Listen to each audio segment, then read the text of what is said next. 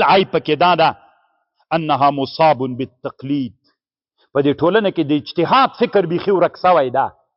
دلته ټول انسانان د هغه سره د تقلید سره. اوس مثلا تاسو طالبانو ورونو اصل کې د تقلید او د اجتهاد بحث په اصول فقه کې بیخي ویلی نه ده. نو زه چې تاسو ته د تقلید او د اجتهاد خبره کوم تاسو فکر کوئ چې ولا لکه موږ مشکل سره مخ نه کي. داسې نه د طالبانو ورونو. تاسو اوس په ټول افغانستان کې مشهوره ده وایي د قرآن آیتونه 6666 ده.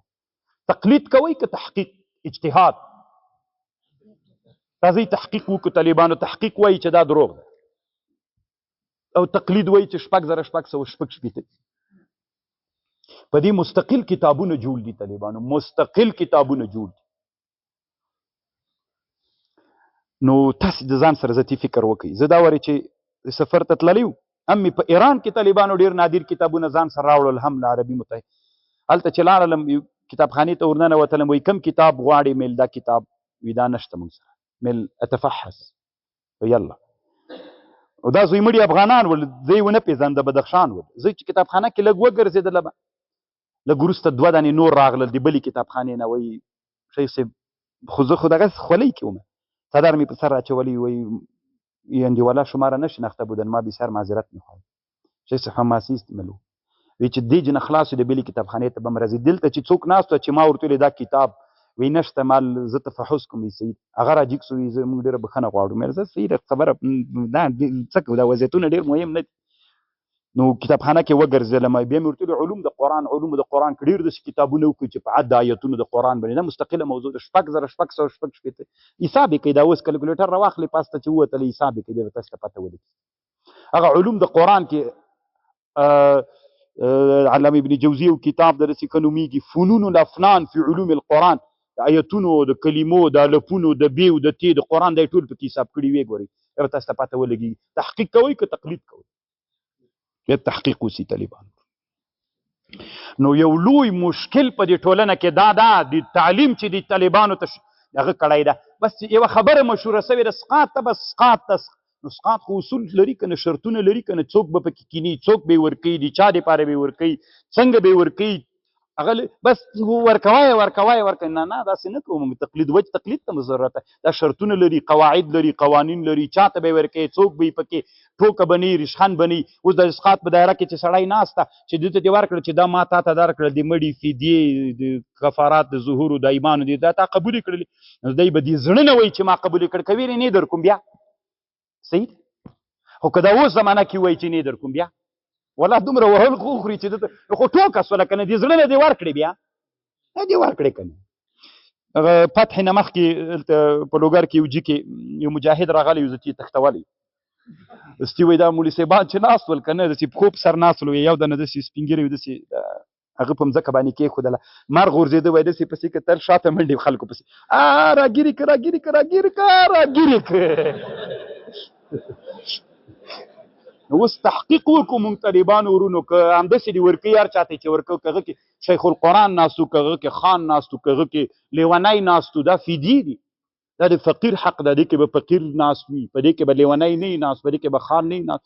شرطونه به موږ لحاظه وکړو همدغسې بس څه وي. یو لوی مشکل دلته په دې ټولنه کې دا ده چې موږ به څوک کوو، تحقیق به کوو. اما یو د تعلیم چې لوی توان دې ټولنې ته رسولی هغه څوک تقلید د طالبانو. خو ګوري تاسې ذهن ته داسې مه بیایئ چې هغه تقلید هغه بېله مسله د طالبان. تقلید دا معنا چې هغوی څه کول زم هغه کوم، هغوی څه کول زم دغه کوم. ټولنه کې چې یو خو هغه طالبانو هغه بل تقلید دغه. خو ما مخکې ویلې که نه تاسې اصول فقه وش کوله، خو تر اوسه مو د تقلید بحث په اصول فقه کې ونه ویلې، د اجتهاد بحث مو پکې ونه ویلې. چې دې دپاره علامه ابن الحمام د فتح القدیر مولا طالبانو ښه بحث کوي په مسلم ثبوت کې. مسلم ثبوت کې فلسفه ووایه، منطق، د تقلید و اجتهاد بحث راسي وایي زه دا خو څوک نه وایي. په دې باندې د ځان خلاص کړه.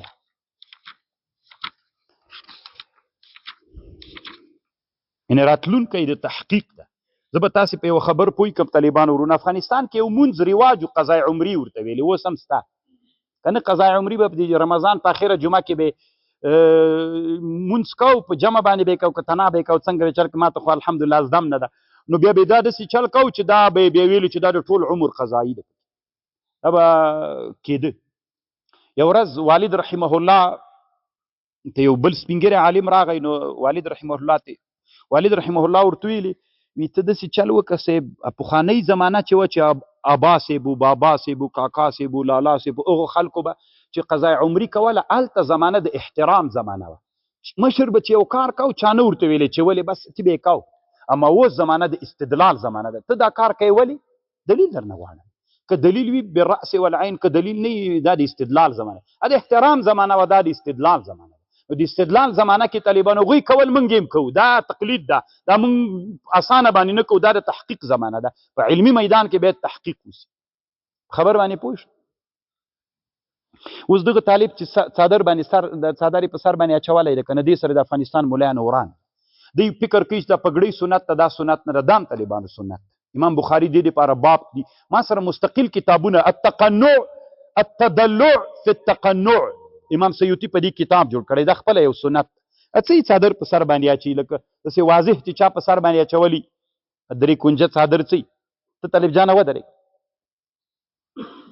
دا پګړۍ نه وي طالبانو، دغه تقنع دې ته طیلسان وي په دې مستقل. دا افغانستان کې خلک د وابیانو شعار بولي طالبان، دا سنت. امام بخاري خپله باب دې دپاره ږدي، خو دا خو تقلید چې کوې هغه به یې تحقیق چې کوې هېڅ خبره نه ده. زه خپله چې سفر کې وم همداسې وم.